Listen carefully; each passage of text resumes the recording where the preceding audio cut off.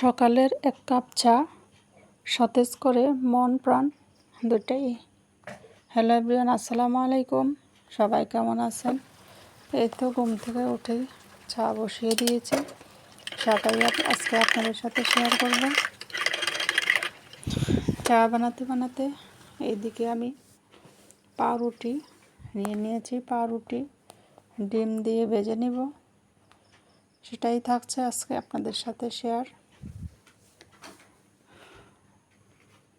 প্রথমে আমি 2টা ডিম ভেঙে নিয়েছি। 2টা ডিম দিয়ে আমার প্রায় 6 পিসের মতো পাউরুটি ভাজতে পারবো। 2 চামচ চিনি দিয়ে দিয়েছি। চিনিগুলো গলা পর্যন্ত নেড়ে ছেড়ে গলিয়ে নিব। এখন দিয়ে দিয়েছি পাইপেনের তেল।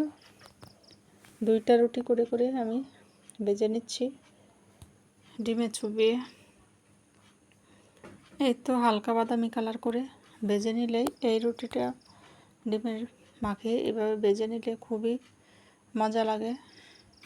আশা করছি খেয়ে দেখবেন এভাবে বানিয়ে, ইনশাল্লাহ ভালো লাগবে সবার কাছে।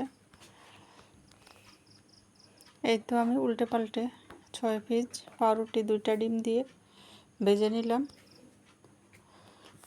ভেজেই আমাদের নাস্তা আজকে পাউরুটি ডিম চা